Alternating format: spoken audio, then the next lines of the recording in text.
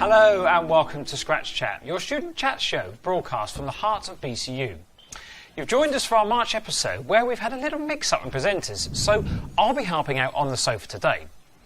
Coming up, we've got the highlights from the BCU SU elections as well as interviews with the Scratch Radio team. You can get involved with the show by finding us on Facebook, Twitter and Instagram at Scratch TV for extras of the show as well as behind-the-scenes content. But first, some of the Scratch Chat got opportunity to visit Amsterdam on a trip in collaboration with BCU School of Media. Let's take a look at how they got along in the Dutch capital.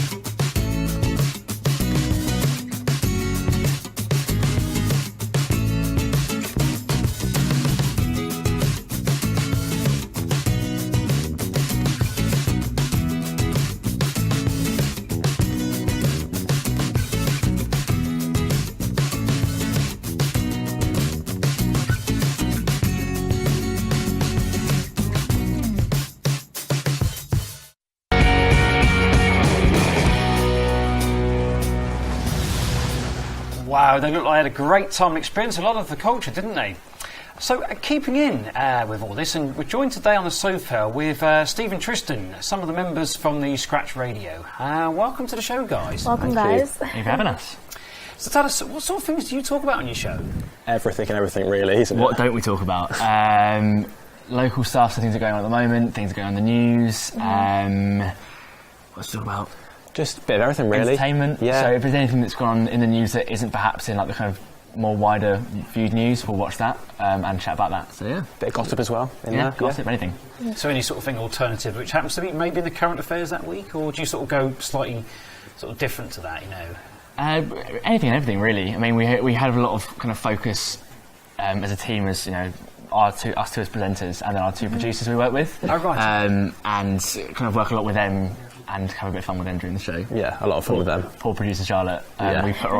We made a reply to First Dates last week. Yeah. I made a reply. She wasn't too pleased, was she? No, she wasn't. Yeah, whatever. So yeah, it's good fun though. Okay, and I know you guys host a lot of like competitions between yourself. Like, is there any most recent one have you guys done? Yes, the last one we did was obviously because Stephen Hawking passed away last week. We did a science quiz, and safe to say, Tristan, he was really good. Yeah, wiped the floor with you. Wiped the floor completely. So yeah, we kind of did a little series. It's Tris versus Steve. And I'm winning 3-1. 3-1 at the minute. Yeah. We did all sorts though. We did him on.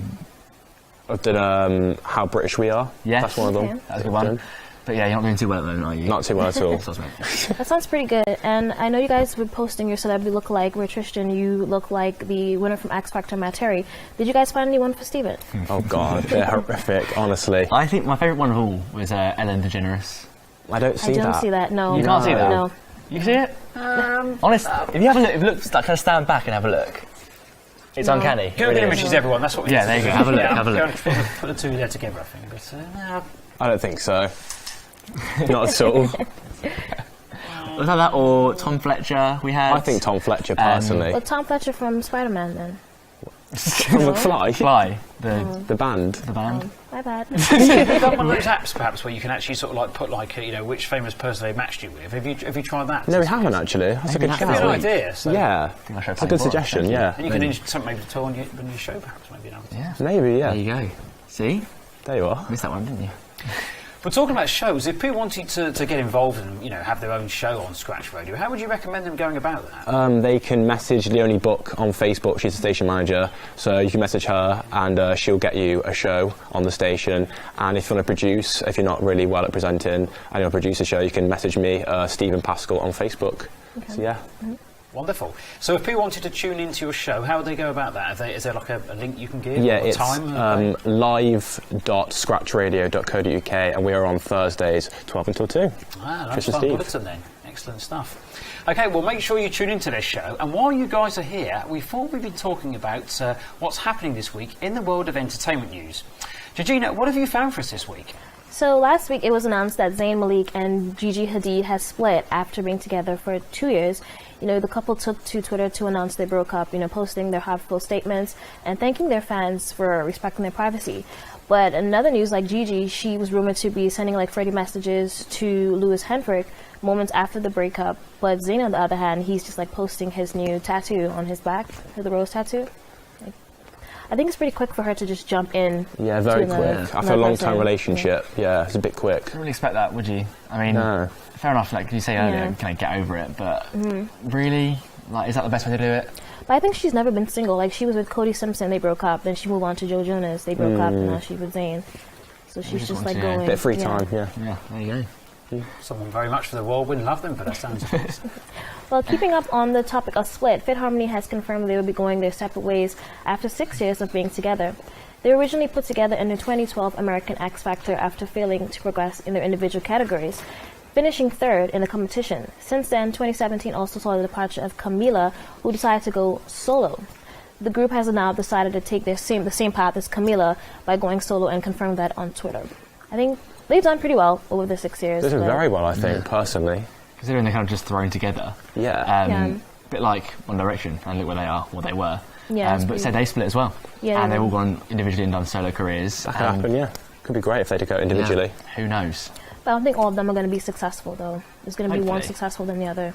Yeah.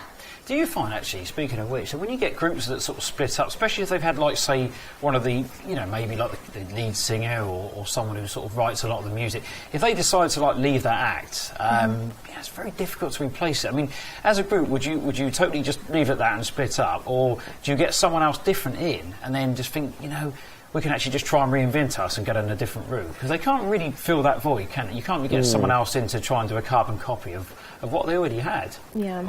I probably just kind of carry on how it was. It's a hard one because Rather than reinvent. if you add someone in, you haven't got that chemistry, have you? Yeah. That you could miss if you just keep it with the people that you already have. So it I really think depends. if you kind of just run with it with the less members, it probably work better than anything else. So. In a random turn of events, Shia LaBeouf has announced that he'll be making a film about his life starring himself in the Shia LaBeouf style. The film is set around a popular child star actor trying to mend the broken relationship he has with his alcohol abuse father. There is no release date yet for the film, but the film is actually going to name Honey Boy, and the childhood nickname that was actually his childhood name, like been rumbling a bit. And it's set to take place where he's going to play his father. I've never heard of this guy before. This is something I don't like. I've never How heard have you of him. not heard of him? I just haven't. Never. Shia LaBeouf, he's like... The guy's like... Even what's the thing Steven? He does the... Transformers. There's a video of him. He shouts something at the camera. What it is, but he's like... Yeah, come on, something like that. You must have seen it. It's on Facebook everywhere. Have you I've mentioned never him seen on it. the show yet or not? No, No. not at all. The thing is, he doesn't know anyone. He is the worst for someone who like is quite big into celebrities and stuff. He doesn't Yeah. know half the celebrities that you would Thanks for normally that, think Tris. so. Thank I you. think that's your homework for tonight, just to go and research Yeah, Shia LaBeouf. research. Come on tomorrow to our show Tomorrow to our show. and tell me all about Shia LaBeouf. I will, most definitely. Okay. Excellent. Well, thank you, Georgina, for your entertainment roundup. And, for Steve and Tristan for coming on here today. Sorry, way round. Tristan and Steve, I'll get it right, won't I? So, for coming on. Now, as some of you know, BCU-SU held their student elections earlier this month to elect the new committee for next year. Here's a quick recap on what happened that evening with all the important lucky winners. to you all, and welcome to the 2018-19 BCU SU Elections Results Night. Elected in round one and beating the quota is Arnett Swain. I'd like to thank all of the persons who voted for me. I really appreciate your effort. Elected in round two and beating the quota is Sahib Singh. I'm going to sing the song for all of my friends and family.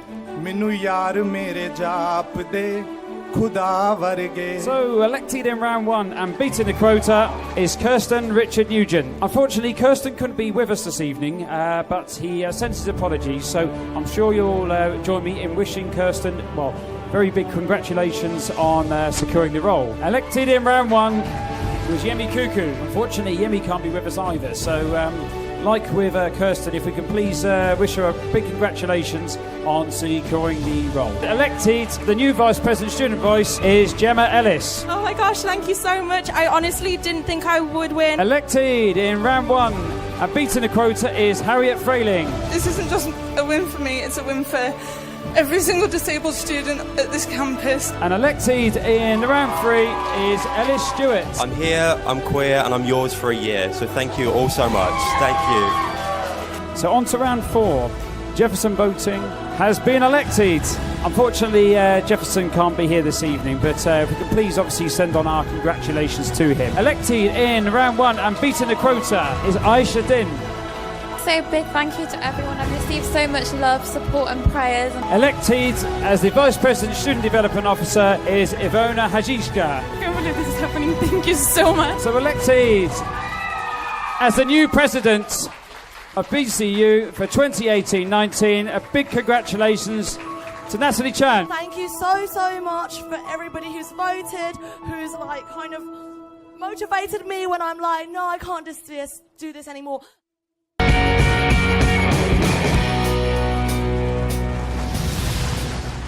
So then, joining us on the sofa are two of these successful candidates from that evening. We've got Ellis Stewart, the Vice President of Student Experience, and Sahib Singh, the Vice President of Student Engagement. Welcome to the show, guys. Thank you, guys. Thank you.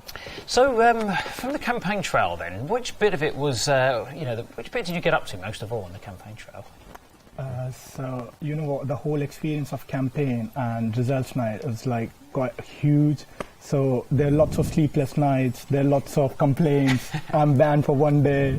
So, but it's like a good experience for us. How about you?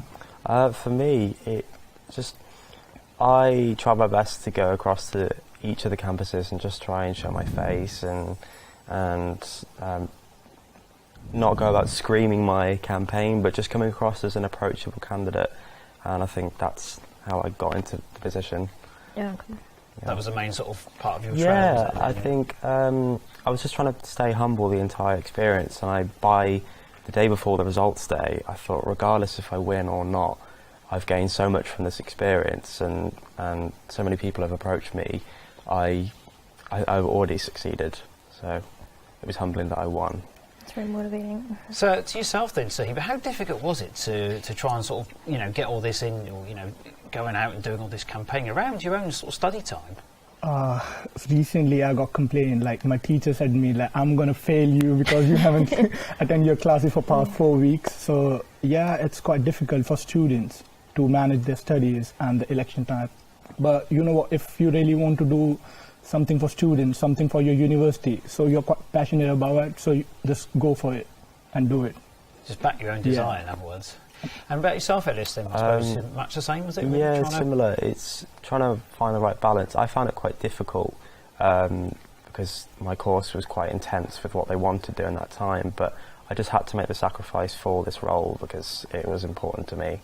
And I think, again, as Sapit said, that if you're passionate about the role, you've got to put certain priorities before other priorities, I guess. Yeah, that's pretty really inspiring to do. Like, what was your initial feeling during results nights? Like, were your nerves really high? Honestly speaking, I'm quite nervous on that night because I'm running against who is in that position. So it was like a dream come true for me because it's so unexpected for me. But I worked so hard. So I was like seriously sleepless night for 1 whole week. But just God bless me and I won it. Okay, and Patrick, you worked as a presenter for the evening. What was your feeling announcing those awards? I mean, I can pretty much echo what the two of them just said there in terms of nerves and sort of, putting so much into it. When I was standing there reading the results out, I thought, all those sort of weeks, if not months, of campaigning and having your own sort of ideologies you build up if you were to be successful, all come down to that bar chart coming up there, and the nerves. Is it going to be me? Is it not going to be me? And then also as well the disappointment if you've not just quite been successful enough to have got in, but you really did feel when you were there, you were looking around the room and trying to look at everyone individually and think everyone's got their own sort of feelings right now. So mostly being nerves, of course, and hoping for the best. Yeah. Okay. And speaking of feelings, when you guys heard that you announced as winners, what were you thinking? Like, for me now, it's all about university and students. I'm gonna do like cross-culture events in the university. Yeah. So for me, it's all about students now. To approachable, to be our union more proactive. It's fun. Sorry, it was just an overwhelming feeling knowing that so many people wanted you in that position. It's just, and it motivates you to do your best and follow your pledges to help the students. It's an amazing opportunity. It is. So would you say there's a point, I mean obviously there's so many things I'm sure as part of your campaigning, your manifestos, but would you say there's one particular more than anyone else or more than any other where you'd say that's the one you're hoping to sort of focus on in the next year? I have written that I'm not going to sit behind the glasses in SC office. I'm going to... So that's true. Interact more and more. If you are not come to me, I'll come to you and speak to you first. That's for me. It's all about students. And about yourself, Ellis? For the experience, I just want to make sure that every student has the experience that they deserve and the experience that they came to this university expecting.